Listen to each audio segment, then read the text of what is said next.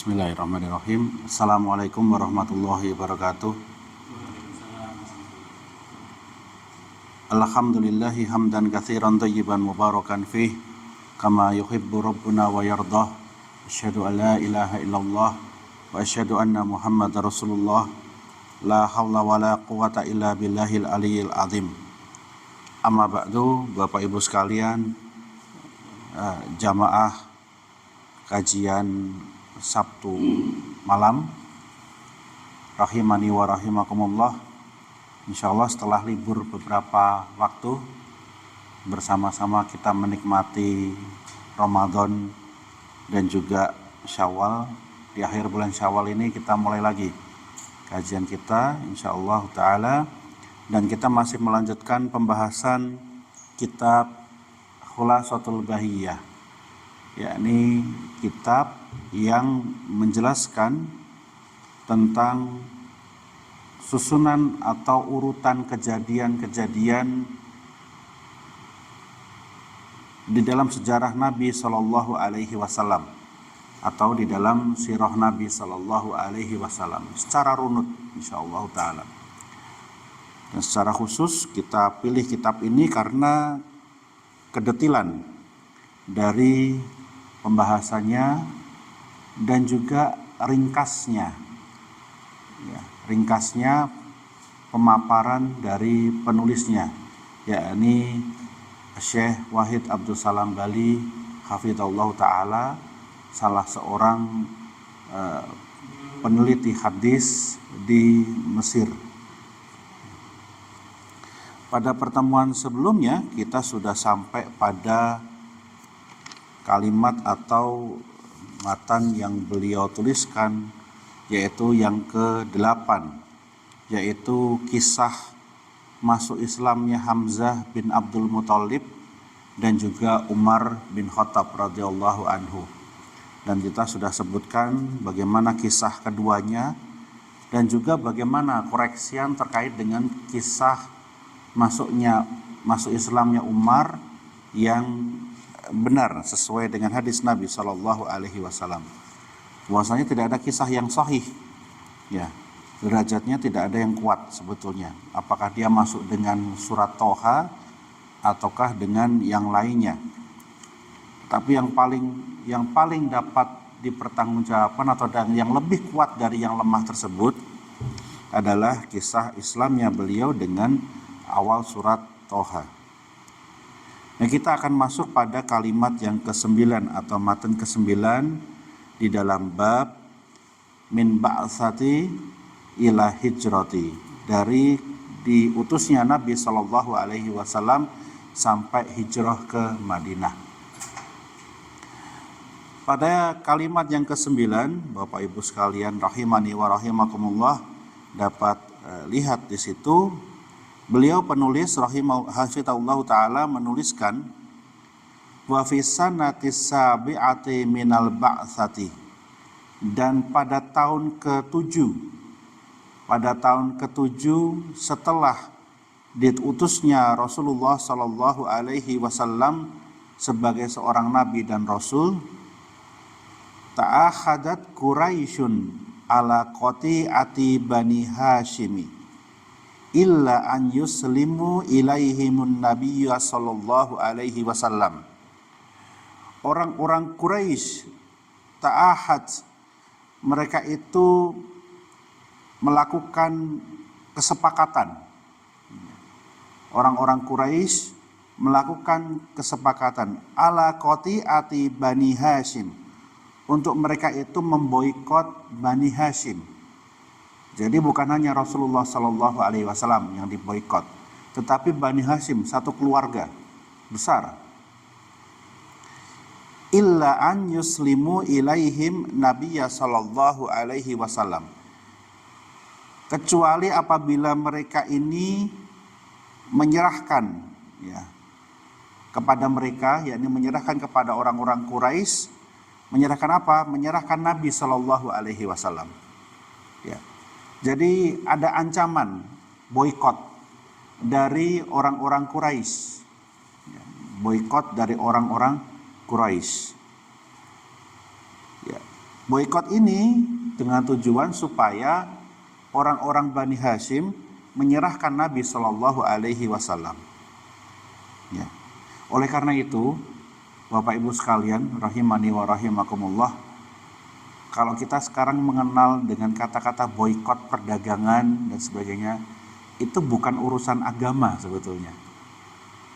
Ini kisah ini salah satu dalilnya, ya, yang juga dijelaskan oleh Al-Imam Ibnu Hajar Al-Asqalani, bahwasanya boikot itu bukan urusannya agama.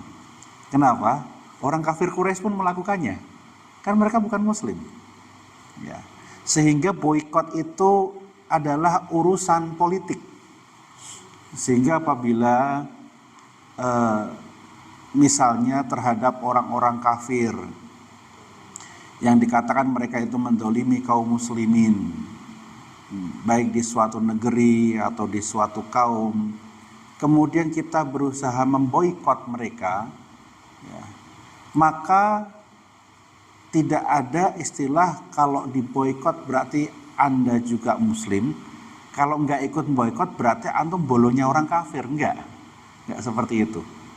Tetapi itu masalah politik murni, tidak ada kaitannya dengan agama. Tidak ada kewajiban boikot, ya, tidak ada kewajiban boikot, karena orang-orang kafir pun melakukan boikot juga. Dan boikot dilakukan sebagaimana orang-orang kafir melakukan boikot kepada Bani Hashim, karena ketika mereka melakukan qati'ah, boikot ini tadi, jumlah orang-orang kafir Quraisy pada waktu itu banyak atau sedikit? Banyak, jauh lebih banyak. Dan yang diboikot yaitu Bani Hashim sedikit. Sehingga boikot pun secara politis itu akan bisa memberikan faedah, ada manjurnya apabila kekuatannya ada. Sekarang kalau misalnya dibalik kondisinya, orang Quraisy yang sedikit, kemudian lemah lagi mereka, kemudian orang-orang Bani Hashim banyak, kira-kira boikotnya mempan nggak? Mempan nggak? Nggak mempan jadinya.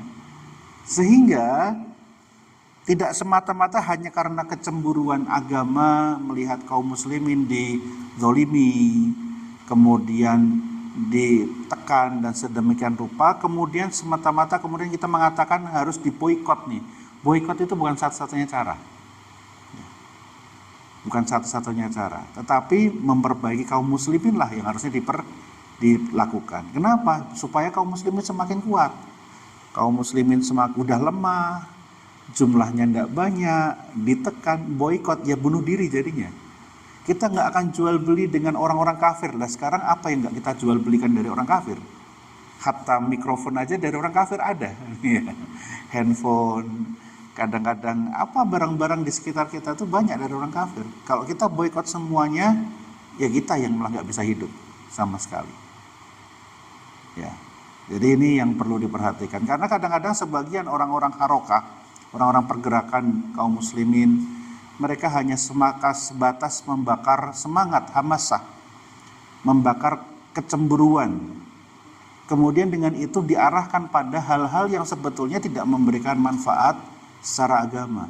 Kita mau boikot, tidak mau boikot, nggak ada pahalanya, tidak berpahala, tidak menunjukkan apa-apa itu. Jadi harus dilihat dengan benar. Ya, jadi kisah ini diantaranya yang memberikan faedah kepada kita bahwasanya boikot itu dilakukan oleh semua orang, ya muslim yang kafir semuanya bisa melakukan boikot. Kemudian dituliskan di sini wa katabu bidzalika sahifatan wa alaquha fil Ka'bah. Kemudian himbauan boikot tersebut itu dituliskan di dalam sebuah lembaran perjanjian. Jadi diberikan dituliskan bahwasanya jangan kita harus memboikot orang-orang Bani Hashim. Ya. Itu digantungkan, kemudian tulisan tersebut digantungkan di Ka'bah. Apa ini tujuannya? Bukan supaya mulia, enggak, karena Ka'bah pada waktu itu menjadi pusat perdagangan. Ya, menjadi pusat perdagangan. Orang di sekitaran Ka'bah, mereka berjual beli. Apa itu berjual belinya? Berjual beli patung di antaranya. Patung-patung berhala-berhala yang disembah oleh orang-orang Arab pada waktu itu. Nah, mereka berjual beli. Ada juga yang jual beli yang lainnya dan sebagainya. Kemudian digantungkanlah tulisan ini tadi, lembaran ini tadi digantungkan di Ka'bah supaya semua orang membacanya. Dengan harapan yang selain orang-orang Quraisy juga membantu untuk memboikot Bani Hashim.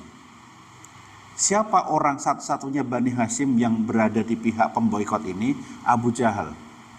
Dan karena Abu Jahal orang kaya, maka para saudagar-saudagar kaya selain dari Quraisy ketika akan berdagang kepada orang-orang Bani Hashim, Abu Jahal mengatakan tidak usah ditawari. Ketika sampai nanti di pemukimannya Bani Hashim, tinggikan harganya supaya tidak dibeli. Caranya seperti itu. Tinggikan, mahalkan harganya supaya Bani Hashim nggak mampu beli. Nanti kerugiannya saya yang nanggung. Itu kata Abu Jahal. Kata Abu Jahal, udah nggak usah dibeli supaya nggak beli. Kan nggak mungkin mereka melarang jual belinya, wong mereka lewat di depannya. Ya. Nanti ada lewat di tempat yang namanya Syi'bi Abu Thalib, ya, atau Sibi Abdul Manaf. Nah, di tempat itu nanti mereka biasa berdagang dengan Bani Hashim. Nah, mereka tinggikan harganya supaya tidak bisa dibeli. Nah, yang menanggung kerugiannya, berani ganti, itu Abu Jahal. Makanya besar dosanya orang ini. Kalau kita mangkel beneran. Dilaknat sama Allah betulan ini. Gak cuma lisannya, gak cuma tangannya, bahkan hartanya pun digunakan untuk menghalangi kaum muslimin, menghalangi dakwah. Jadi kalau kita mangkel wajar Abu Jahal ini. Ya, jadi digantungkan. Ya. Nah, kenapa kaum Quraisy semakin melakukan hal ini, melakukan boikot ini?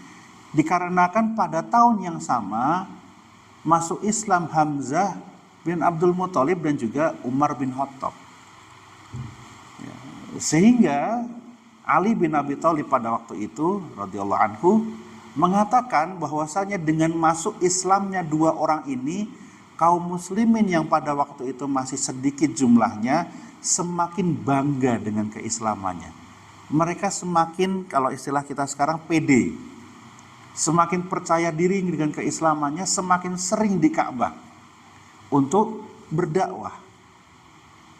Dan salah satu alasan mereka menjadikan Ka'bah sebagai tempat berdakwah adalah semua orang berkumpul di sisi Ka'bah soalnya. Nah, mereka berdakwah di situ. Para sahabat dulu di awal-awalnya mereka berdakwah di situ. Sehingga ketika digantungkan ya, boikot tersebut, para sahabat mengetahuinya. Ya, para mengetahuinya. Sebagian dari dari orang-orang Quraisy ada yang menyembunyikan makanan, dikirimkan kepada Rasulullah Sallallahu Alaihi Wasallam dan keluarganya. Dikirimkan. Dan cara mengirimkannya sebagaimana diserbutkan oleh Ibnu Hisham menarik sekali. Sebagian para orang-orang Quraisy mengirimkan makanan dengan cara makanan tersebut digantungkan di onta. Kemudian ontanya itu disuruh jalan ke arah Syi'bi Abdul Manaf. Ke arah Syi'bi Abdul Manaf. Jalan itu. Nanti akan ada para sahabat yang mengambil onta tersebut untuk kemudian diambil gandumnya, diambil kurmanya dan sebagainya. Begitu mereka masih mengirimkan bantuan sebagainya. Jadi tidak semua orang Quraisy sepakat dengan boikot tersebut. Tapi karena yang disebut dengan Darun Nadwah. Darun Nadwah itu istilah orang-orang Quraisy untuk menyebut petinggi-petingginya. Jadi kalau keluarga besar berarti orang-orang yang jadi dituakan di situ. Darun Nadwahnya orang-orang Quraisy ini tadi sepakat untuk melakukan boikot terhadap Rasulullah Sallallahu Alaihi Wasallam dan orang-orang dan kaum muslimin pada waktu itu, maka yang lain nggak berani bantah. Ya, yang lain nggak berani bantah, hanya bisa mengirimkan bantuan secara hati-hati, secara sembunyi-sembunyi. Ada sebagiannya yang telah diketahui oleh Abu Jahal juga. Nah, ini yang dimaksud dengan Sohifah tadi, bahwasanya ada boikot besar-besaran. Kemudian kalimat yang ke-10 di matan yang ke-10, wa fi hadhihi sanati, dan di tahun ini juga, i'tazala Banu Hashim bin Abdul Manaf wa tabi'ahum ikhwanuhum Banu Muthalib bin Abdul Manaf ma'a Abu Talib ila Syi'bi Abi Talib. Dan di tahun ini juga i'tazala Banu Hashim ibnu Abdul Manaf, Bani Hashim bin Abdul Manaf, ya, Bani Hashim bin Abdul Manaf, mereka i'tazala, artinya menyingkirkan diri, karena tadi diboikot tadi besar-besaran, akhirnya mereka menyingkirkan diri, menepi ke sebuah daerah. Mereka ini bersama dengan keluarga besar yang lain, yaitu Banu Abdul Muthalib. Jadi anak dari Abdul Manaf semuanya kan, ya, Bani Hashim, Abdul Muthalib. Termasuk di dalamnya ada Abu Talib. Termasuk di dalamnya ada Abu Talib. Walaupun Abu Talib bukan dalam keadaan Muslim. Jadi Abu Talib ikut masuk ke dalam rombongannya Bani Hashim dan Bani Abdul Muthalib, menyingkir ke sebuah daerah yang disebut dengan Syi'bi Abu Talib. Namanya Syi'bi Abu Talib.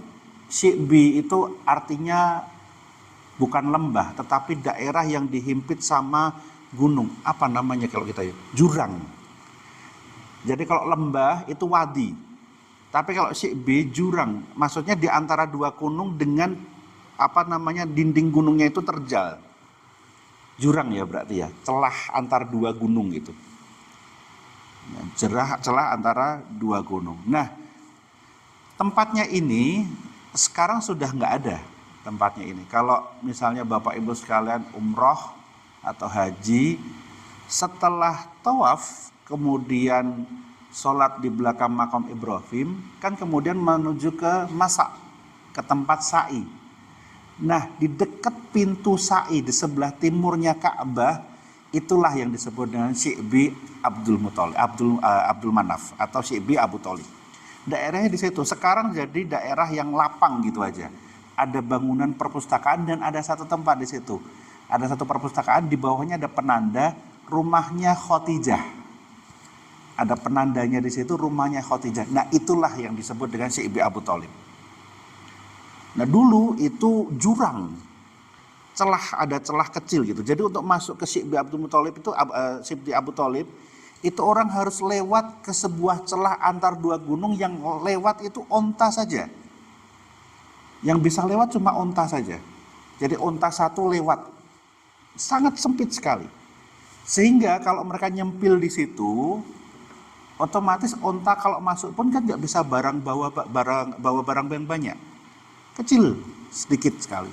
Nah, mereka terdesak sampai di situ, akhirnya bermukim di situ. Kenapa bermukim di situ? Karena daerah ini memang dikuasai oleh keluarga Abdul Manaf. Ya, dikuasai oleh keluarga Abdul Manaf yang kemudian dikelola oleh Abu Talib. Jadi mereka diarahkan ke sana supaya bertahan di situ. Nah, berapa lama mereka di situ? Dikatakan fa'aqaumu bihi salatasinina. Ya, dan mereka bertahan di situ, kaum muslimin bertahan di situ selama 3 tahun. Ini menurut satu riwayat. Di dalam riwayat yang lain dikatakan 2 tahun.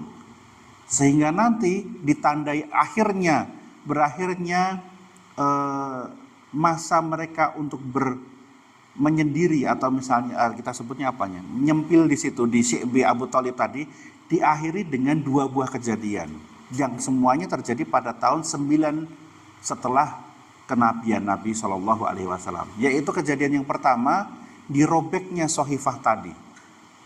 Ya, dirobeknya Sohifah tadi. Yang kejadian yang kedua adalah meninggalnya Khadijah dan Abu Talib.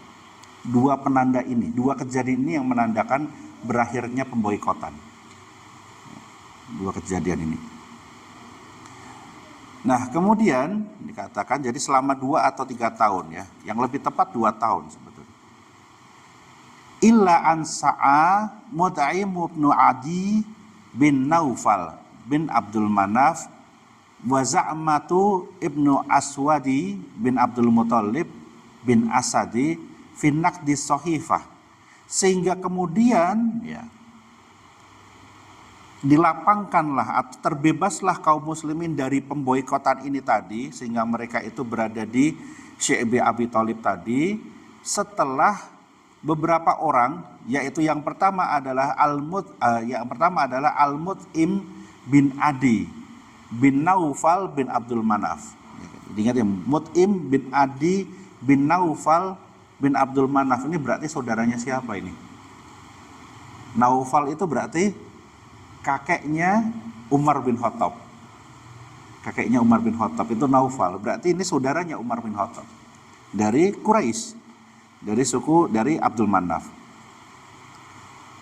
Maka berdirilah ya orang-orang, yaitu Al-Mut'im bin Adi bin Naufal bin Abdul Manaf yang pertama.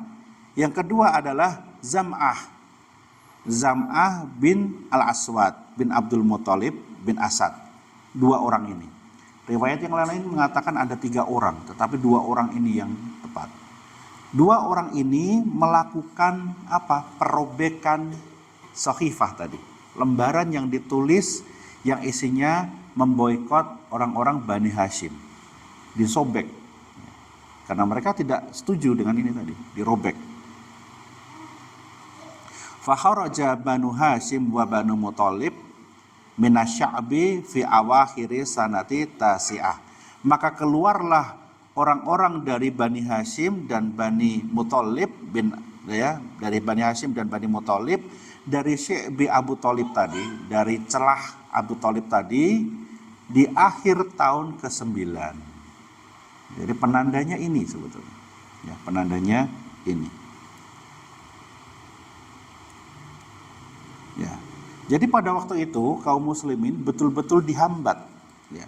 Mereka tidak bisa makan, tidak bisa minum. Jadi jangan cuma dikira, oh mereka di Syekh Abu Thalib ini cuma bertahan seperti itu aja. Enggak, boikotnya itu betul-betul besar.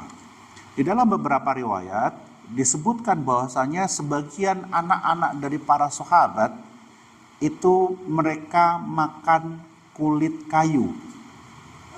Makan kulit kayu. Ada yang makan, kalau untuk kita biasa, tapi untuk mereka enggak. Kulit onta itu yang dikeringkan, kemudian dipecel-pecel kecil-kecil, kemudian dimasukkan ke air, dijadikan makanan. Karena mereka enggak ada makanan sama sekali. Boikot yang dilakukan oleh orang-orang Quraisy ini total, betul-betul besar sekali, hingga mereka tidak bisa makan, tidak bisa minum. Kalau kita mungkin kerupuk rambak ya. Kerupuk rambak dipocel-pocel terus ditaruh di air. Buat kita enak, buat mereka enggak. Mereka aja enggak makan ikan itu kan. Ikan aja dibilang juga enak, apalagi kerupuk rambak. Kalau kita senang mungkin dikasih sambal tumpang gitu. Tapi enggak. Mereka enggak senang. Dan mereka menganggap itu yang berat ya. Bahkan ada yang memakan kulit-kulit dari kayu. Jadi kayu kulit pohon, seratnya dikerok kemudian dimakan, dimasak. Seperti itu. Ada kalanya mereka dikirimkan bantuan secara diam-diam oleh sebagian orang-orang Quraisy yang simpati. Tapi itu juga jumlahnya tidak banyak. Apalagi di Syekh Abu Thalib tanahnya gersang. Tidak bisa bercocok tanam di situ. Bayangkan 2 tahun. Ya, kita 2 tahun seperti itu apakah bisa? Belum tentu. Nah seperti inilah Bapak Ibu sekalian. Rahimani wa rahimakumullah. Para sahabat ya, yang dulu Islam pertama kali gak sembarangan imannya. Mereka sudah diuji keimanannya dengan maut di hadapan mereka. Bayangkan, mereka masuk Islam, digencet seperti itu, dengan tekanan seperti itu, hanya disuruh antum balik ke agama kita dulu aja, nanti bisa makan lagi. Dan mereka bertahan kayak gitu. Sebagian saudara kita, baru sama Indomie aja udah goyah. Ya. Bersama sarimi aja udah goyah. Makanya sebagian kaum muslimin yang dengan Indomie, dengan sarimi mereka goyah, mereka pindah ke agama lain, Allah gantikan mereka dengan orang-orang yang lebih baik. Bisa jadi kaum muslimin, orang-orang yang dari kafir, tokoh-tokohnya orang-orang kafir, yang kemudian mereka masuk Islam, itu merekalah pengganti orang-orang Islam yang mereka murtad. Karena Allah janjikan kan seperti itu, digantikan dengan yang lebih baik. Nah, bisa jadi orang-orang yang dulunya orang-orang Kristen taat, mereka itu ngerti masalah agama mereka, tahu-tahu dapat hidayah, masuk Islam, dan paham Islam dengan bagus sekali. Ya, mereka inilah pengganti-penggantinya mungkin. Ya. Nah, para sahabat dulu seperti itu. Mereka telah mengorbankan fisik mereka, lapar dan dahaga mereka, itu untuk iman mereka. Makanya kita tidak ada apa-apanya, Bapak Ibu sekalian. Tidak ada apa-apanya sama sekali. Kita kadang-kadang merasa baru puasa selesai satu bulan Ramadan udah merasa imannya udah paling wah keren banget hari ini gitu kan. Nggak ada apa-apanya sama mereka ini. 2 tahun, 3 tahun mereka tidak makan, tidak minum, kecuali sedikit. Bertahan, ditekan sedemikian rupa. Para sahabat ada yang disiksa. Kita masih belum ada apa-apanya. Makanya kadang-kadang sangat lancang sekali orang-orang yang remehin para sahabat. Para sahabat kan juga muslim, kita juga beriman. Mereka juga punya fikih, kita juga punya fikih. Fikihnya para sahabat terujinya kayak gini nih. Kita nggak ada apa-apanya. Nah, itulah ibrah yang kalau kita dapatkan kalau kita belajar sirah. Kita buka kitab-kitab hadis, di dalamnya ada percakapannya para sahabat pada waktu itu. Ya. Nah, salah seorang sahabat yang lahir di kondisi seperti ini, lahirnya tepat di kejadian di mana kaum muslimin mereka terdesak di Syi'bu Abu Thalib, itu ada satu orang sahabat, ya, satu orang sahabat yang lahir kejadiannya pas itu di antara 2 tahun ini. Ada yang tahu siapa? Sahabat ini kemudian terkenal. Dan ini membuktikan bahwasanya tertekannya kaum muslimin tidak membuktikan apa-apa, tidak menjadikan mereka jadi lemah, tapi melahirkan orang-orang yang hebat. Siapa itu? Satu sahabat yang lahir di situ adalah Abdullah bin Abbas. Abdullah bin Abbas itu dilahirkan, beliau kan sepupu, berarti sepupunya Nabi Shallallahu Alaihi Wasallam, lahir di masa itu. Ya, Abdullah bin Abbas lahir ketika kejadian Syi'bu Abu Thalib ini tadi.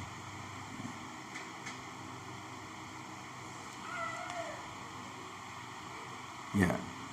Jadi setelah kejadian diboikot, mereka ditekan sampai Syi'bu Abu Thalib, walaupun kemudian setelah itu dirobek sohifahnya, lembaran yang menunjukkan pemboikatan ini tadi selesai, ya. Kemudian mereka bisa keluar semua, tapi ternyata kaum muslimin nggak selesai sampai di situ ujiannya, nggak selesai sampai di situ. Ujian yang berikutnya bagi kaum muslimin adalah meninggalnya Abu Thalib dan Khadijah.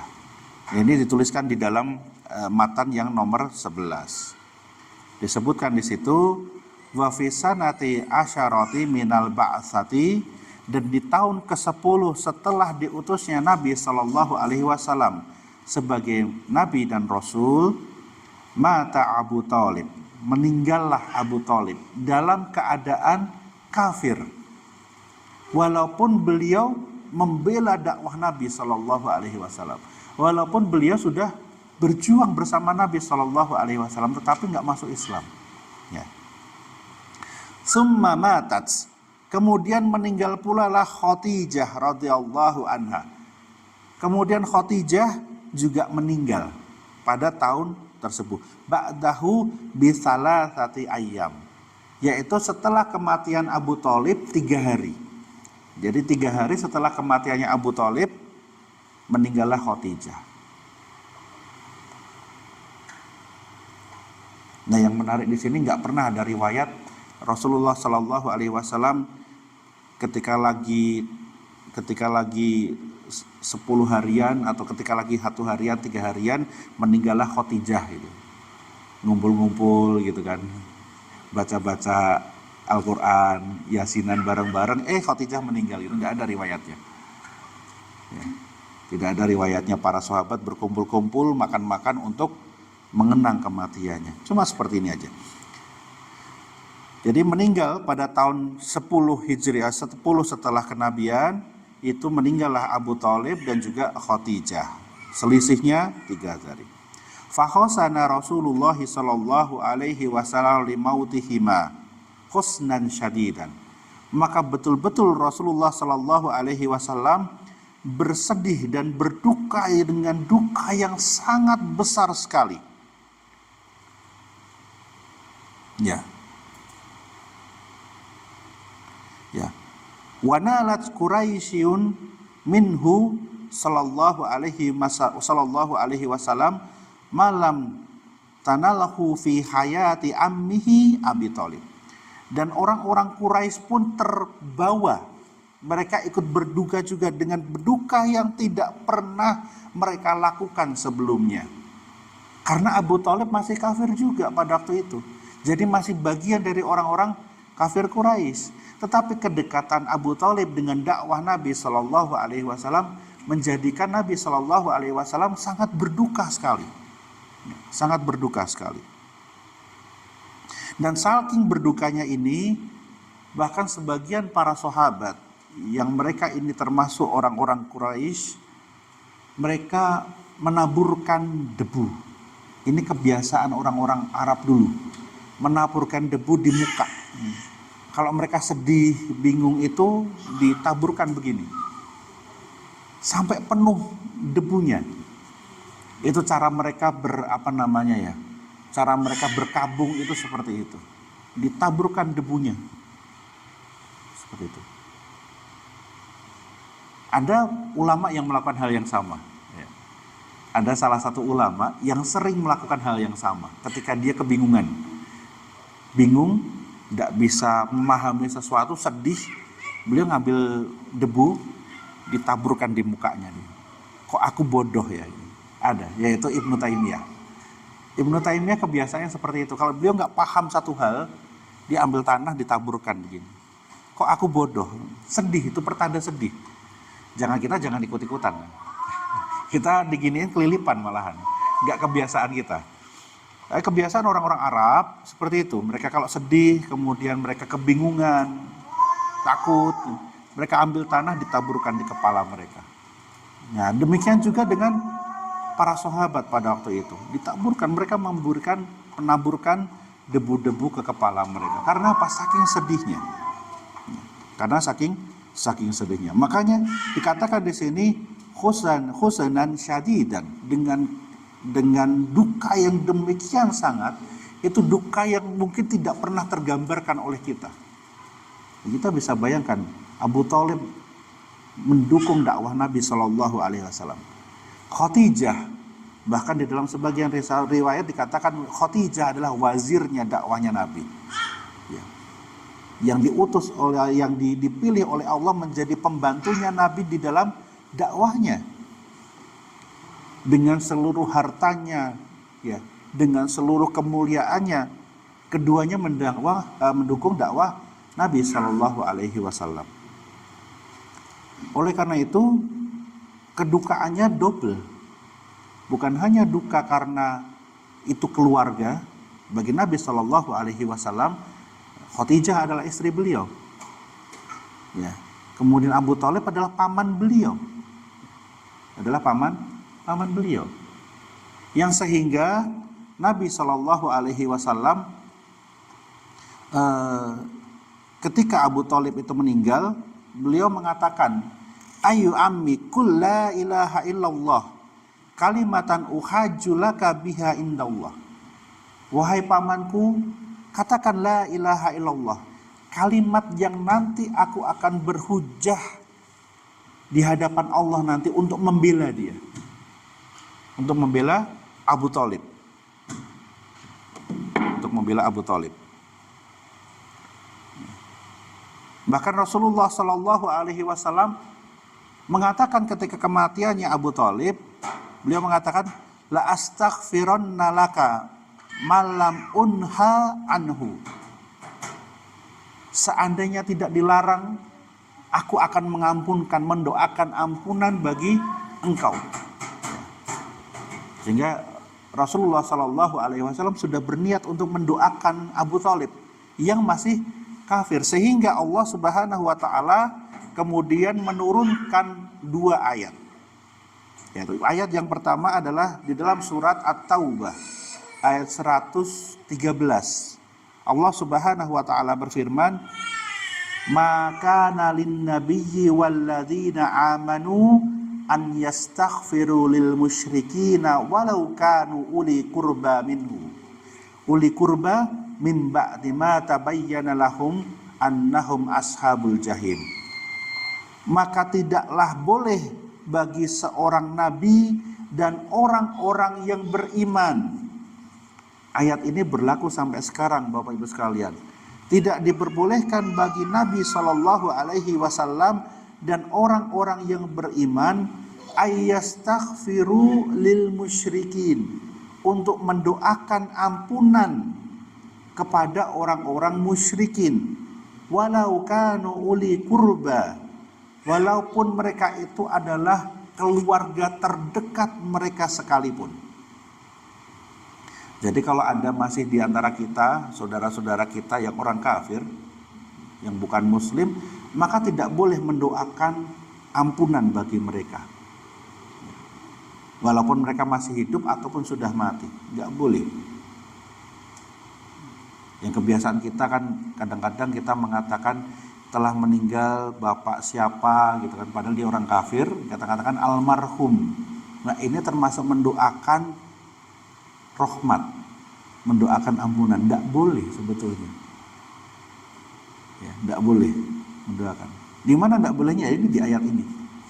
Tidak diperbolehkan mendoakan mereka dengan sebutan-sebutan yang membawa kepada doa pengampunan. Enggak boleh. Kenapa tidak boleh? Lah Nabi Shallallahu Alaihi Wasallam mendoakan Abu Thalib saja tidak boleh. Apalagi kita mendoakan orang kafir yang bahkan kepada dakwah pun tidak pernah memberikan kontribusi apapun. Abu Thalib dengan kontribusinya, dengan bantuannya yang sebegitu besar, tidak boleh didoakan oleh Nabi Shallallahu Alaihi Wasallam. Yang doain Nabi, apalagi kita. Ya. Kemudian ayat yang kedua adalah di dalam surat Al-Qasas ayat ke-56. Allah Subhanahu Wa Taala berfirman, innaka la tahdi man ahbabta walakinallaha yahdi man yasha. Sesungguhnya engkau tidak akan mampu memberikan petunjuk hidayah kepada orang yang engkau cintai sekalipun, walakinallah, tetapi Allah lah yahdi man yasha, akan memberikan petunjuk hidayah kepada yang dikehendaki oleh Allah. Ini hidayah apa ini namanya? Hidayah itu apa? Para ulama menjelaskan hidayah itu ada 2 jenis. Hidayah itu ada 2 jenis. Yaitu yang pertama adalah hidayah irsyadiyah. Yang kedua adalah hidayah taufikiyah. Hidayah irsyadiyah itu adalah hidayah petunjuk yang kelihatan di depan mata kita. Ada orang ceramah, ada orang nasihatin, ada bapak ibunya nasihatin anaknya, kemudian kita baca buku, itu hidayah irsyadiyah. Ya. Hidayah irsyadiyah itu ikhtiarnya, usahanya. Tetapi yang memegang mutlak sebagaimana disebut di sini, walakinnallaha yahdi may yasha, itu adalah hidayah taufikiyah. Ya. Hidayah taufik kalau kita sebutnya. Hidayah ini haknya Allah Subhanahu wa Ta'ala untuk diberikan kepada siapapun yang Allah kehendaki.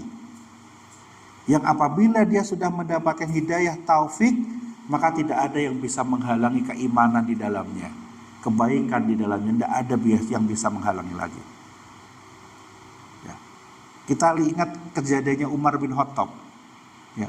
Umar bin Khattab ketika hidup ada di zaman Nabi Shallallahu Alaihi Wasallam dan mendengarkan dakwahnya Nabi Shallallahu Alaihi Wasallam.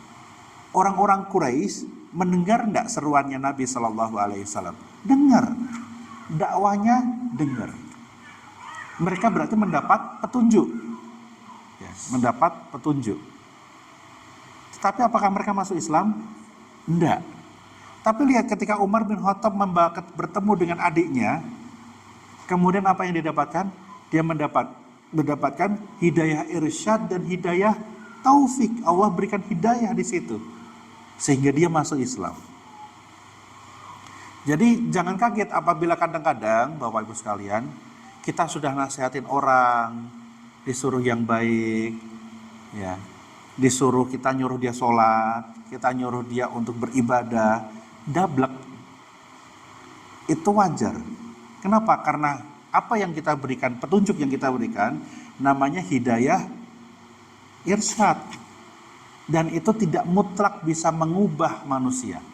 Yang bisa mengubah manusia adalah hidayah taufik yang diberikan oleh Allah Subhanahu wa taala kepada siapa yang dikehendaki. Ya. Nah, ini dari kejadian ini dapat kita ambil pelajaran bahwasanya Allah Subhanahu wa taala akan memberikan hidayah kepada yang diinginkan oleh Allah Subhanahu wa taala. Dan ketika Allah memberikan hidayah, tidak ada yang bisa menghalanginya. Men-stopnya tidak bisa. Nah, kadang-kadang hidayah taufik itu dicapai diantaranya dengan hidayah irsyad yang kita berikan. Ya, hidayah irsyad yang kita berikan. Tapi kita tidak tahu hidayah irsyad, petunjuk dari kita, nasihat dari kita yang mana yang mengubah orang ini. Atau apakah bisa mengubah orang ini, kita tidak tahu. Kenapa tidak tahu? Karena itu haknya Allah Subhanahu wa taala mengubah orang tersebut. Ya, seperti itu. Oke, dah kita azan dulu sebentar insyaallah. Ya, kita lanjutkan dulu sebentar sampai selesai insyaallah. Jadi Bapak Ibu sekalian rahimani wa rahimakumullah, dari kejadian efek dari masuk Islamnya Hamzah bin Abdul Muthalib, ya, dan juga masuk Islamnya Umar bin Khattab, kemarahan orang-orang Quraisy semakin tinggi, semakin besar, hingga mereka kemudian memboikot, ya, memboikot. Ya, bahkan yang diboikot bukan hanya Rasulullah Sallallahu Alaihi Wasallam dan para sahabat, tetapi Bani Hashim secara keseluruhan. Ya. Ketika selesai kejadian ini, kembali kaum muslimin, terutama Rasulullah Sallallahu Alaihi Wasallam mendapatkan ujian meninggalnya Abu Thalib dan juga Khadijah radhiyallahu anha. Apa yang bisa kita ambil faedahnya adalah orang-orang yang mendapatkan ujian dan cobaan yang paling besar adalah para nabi dan rasul alaihi wassalatu wassalam. Mereka inilah orang-orang yang menerima ujian dan juga cobaan yang besar.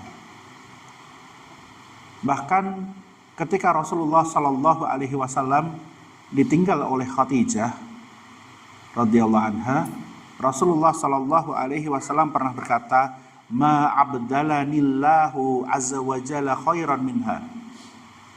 Allah nggak akan pernah bisa memberikan pengganti, bukan Allah memberikan, aku tidak akan bisa menemukan pengganti yang sebaik ini yang telah diberikan oleh Allah Subhanahu wa taala.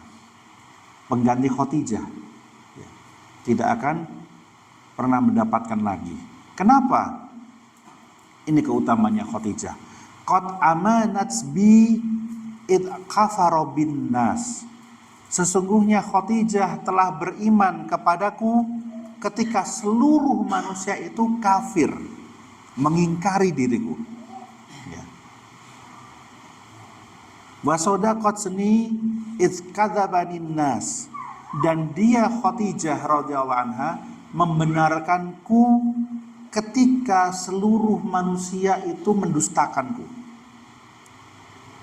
Ya. Wastani bimaliha itaharamai nasu, dan dia memberikan hartanya, ya, kepadaku untuk berdakwah ketika orang-orang melarang untuk memberikan hartanya kepadaku untuk kepentingan kaum muslimin, untuk kepentingan Islam. Wa razaqanillahu azza wa jalla waladaha, dan Allah Subhanahu wa taala memberikan rizki kepadaku, yaitu anak dari dia. Ya, anak-anak dari Khadijah. Id haramani auladan nisa. Ketika Allah Subhanahu wa taala melarangku untuk mendapatkan anak dari perempuan yang lain. Ya. Paham ya? Jadi ini keutamaannya Khadijah. Ya. Bahkan Khadijah ini adalah orang perempuan yang malaikat Jibril pun memberikan salam kepada beliau. Bayangkan, memberikan salam kepada Khadijah. Dan Khadijah adalah perempuan yang sangat dicintai oleh Rasulullah Sallallahu Alaihi Wasallam. Maka besar sekali, berat sekali bagi Rasulullah Sallallahu Alaihi Wasallam di tahun tersebut, di tahun ke-10 setelah kenabian beliau. Sangat berat sekali, gak terkira sekali. Dan para sahabat yang masih bersama dengan beliau inilah yang layak untuk disebut dengan kaum muslimin, kaum mukminin. Betul-betul menguji iman mereka itu dengan hal tersebut. Gak ada yang goyah dari mereka. Tidak ada yang mereka berbalik. Orang-orang munafik, orang-orang murtad muncul nanti setelah beliau Sallallahu Alaihi Wasallam dengan para sahabat hijrah ke Madinah. Ada sebagian orang-orang munafik di kalangan orang-orang Madinah pada waktu itu. Jadi ketika orang-orang kaum muslimin yang ada di Makkah ini, ya, yang nanti akan hijrah bersama Nabi Sallallahu Alaihi Wasallam ke Madinah, mereka orang-orang yang betul-betul pilihan. Oleh karena itu, di dalam salah satu riwayatnya Ibnu Umar, ya, yang dibawakan oleh Imam Muslim, Allah Subhanahu Wa Taala dikatakan Allah Subhanahu Wa Taala melihat hati-hati manusia. Nazarallahu fi qulubin nasi wastafallahu qulubi Muhammadin. Allah kemudian menemukan atau memilih hati Muhammad yang paling baik dan dijadikan nabi. Wa nadarallahu fi qulubi nasi ba'da Muhammad. Kemudian Allah melihat hati-hati dari manusia selain Muhammad. Maka ditemukanlah hatinya para sahabat, maka Allah jadikan mereka sebagai wazirnya, sebagai penolongnya, sebagai pembantunya dakwah Rasulullah Sallallahu Alaihi Wasallam. Mereka ini orang-orang pilihan, sehingga layaklah Allah Subhanahu Wa Taala menjadikan mereka sebagai contoh untuk kita. Ya. Karena kan disebutkan was-sabiqunal awwaluna minal muhajirina wal ansor. Orang-orang yang masuk Islam pertama kali dari golongan muhajirin dan ansor. Walladzina taba'uhum, dan orang-orang yang mengikuti mereka. Apa ganjarannya? Radhiyallahu anhum wa radu anhu. Mereka ridha terhadap Allah dan Allah ridha terhadap mereka. Di ayat yang lain Allah Subhanahu wa taala bahkan dengan tegas, fa in amanu bimisli ma amantum bihi faqad ihtada. Apabila kalian beriman sebagai berimannya mereka. Mereka siapa? Para sahabat. Faqad ihtada, maka sungguh kalian telah mendapatkan petunjuk. Mereka dijadikan contoh terus. Bukan hanya Rasulullah Sallallahu Alaihi Wasallam, tetapi para sahabat dijadikan contoh. Kenapa ya seperti ini? Mereka sudah teruji imannya. Maka tidak ada jalan lain bagi kita untuk mendapatkan kebaikan di dalam agama ini kecuali nyontoh mereka. Nggak ada jalan lain kecuali nyontoh mereka. Mereka sudah dijaminkan masuk surganya, kita belum. Nah, ngapain kita percaya pada orang yang belum dijamin masuk surga? Contoh mereka yang sudah dijamin masuk surga oleh Allah dan Rasulnya. Nah, inilah ujian yang besar bagi para sahabat, bagi Rasulullah Sallallahu Alaihi Wasallam dan para sahabat tersebut. Bagi kita, maka ini semakin meneguhkan bahwasanya kita harus mengikuti para sahabat yang sudah teruji keimanannya seperti itu. Yang kita saja belum pernah mengikuti ujian yang seperti itu. Ya, mungkin kita cukupkan sampai di sini. Insyaallah taala di pertemuan berikutnya kita akan membahas tentang pernikahan Nabi Shallallahu Alaihi Wasallam dengan Aisyah. Ya. Kapan terjadinya? di tahun 10. Jadi setelah kematian Khadijah, beberapa bulan setelah itu Nabi Shallallahu Alaihi Wasallam melangsungkan pernikahan dengan dengan Aisyah radhiyallahu anha. Nah, insya Allah kita akan bahas lebih detail, termasuk terkait dengan usia dan sebagainya yang banyak direweli oleh orang-orang orientalis, orang-orang kafir dan sebagainya. Insya Allah kita akan bahas. Ya. Subhanakallahumma wa bihamdika asyhadu alla ilaha illa anta astaghfiruka wa atubu ilaik. Assalamualaikum warahmatullahi wabarakatuh.